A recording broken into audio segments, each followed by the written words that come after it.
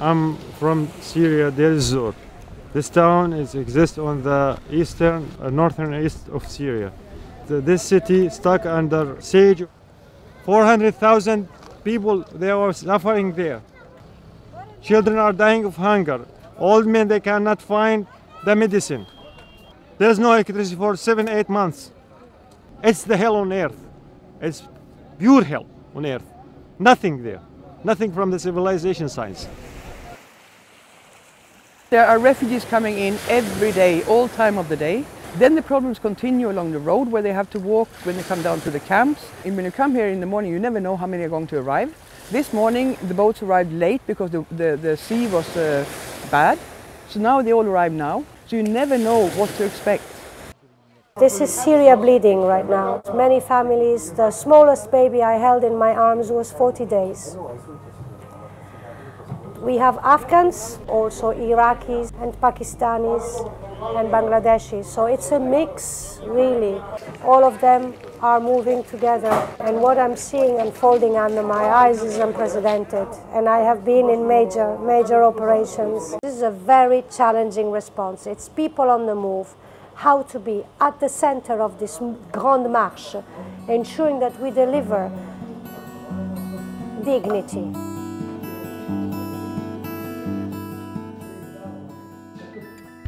It is estimated that since 2013, more than 1 million migrants have made the dangerous journey to Europe, fleeing war or poverty. Today, most transit through Eastern Europe, arriving in Greece and then passing through the Balkans to their final destination further north. Guaranteeing food, healthcare, shelter, reunification of scattered families, these are the challenges states and humanitarian actors face today. As migrants travel through Europe, they can lose contact with their families back home or with the people they are traveling with. Some unfortunately disappear along the way. The Red Cross movement helps family members keep in touch or find one another through its service known as RFL, Restoring Family Links.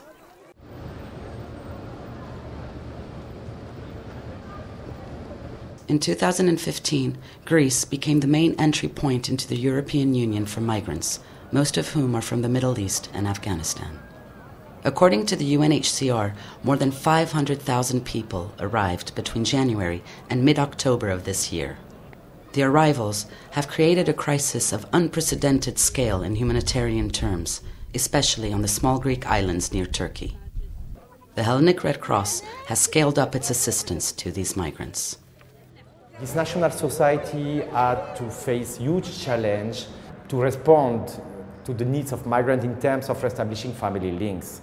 Our role is really an advising role. Technically, we are supporting them step by step since we had opened an antenna, an ICRC antenna 2 years ago, and we were physically present, the ICRC, through that RFL antenna for migrants, which was the first time in ICRC history that we opened a service dedicated only for migrants.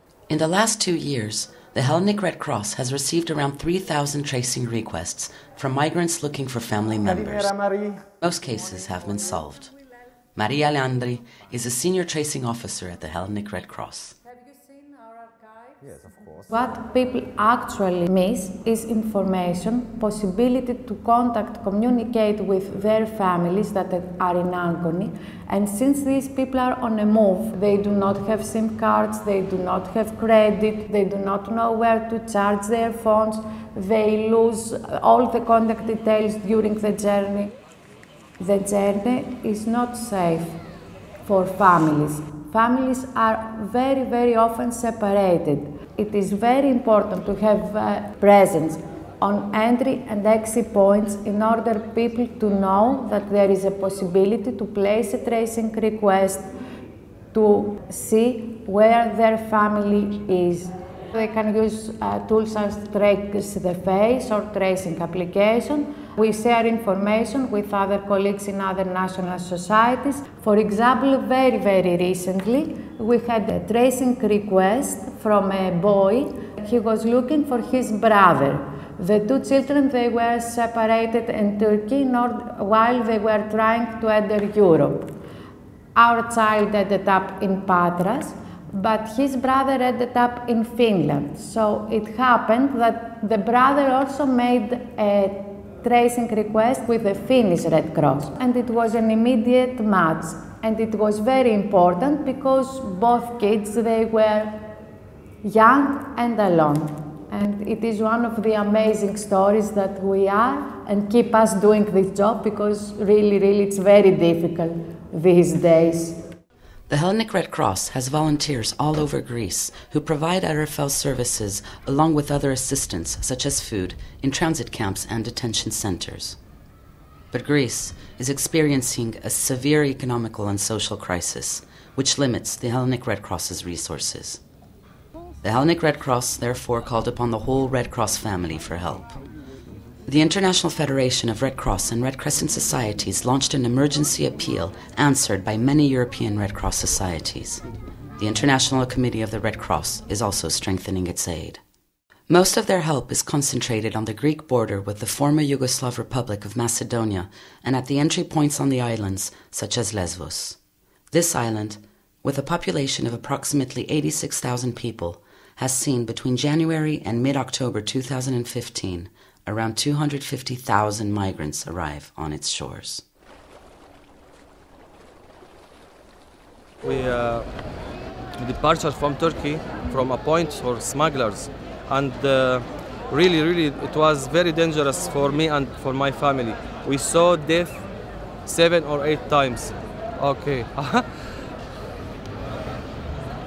We have to leave that point in Turkey because if the night fall up, those smugglers will steal us and maybe will make danger for my children. We offer them extra money to let us leave. More than 45 men and the children have this trip. When we arrived, at once we have to climb the mountain on a very difficult road. I was sad for them and afraid for them. I can't tell them to stop. I can't stop.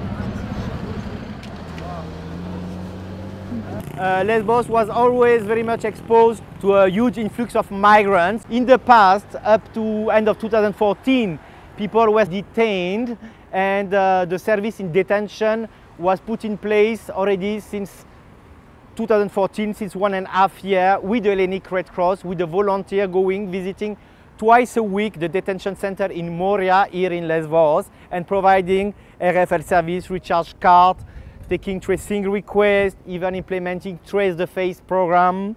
So this was functioning very well. But now people are just passing by and there are obviously some need of increasing our capacity as Red Cross in terms of providing them more RFL services.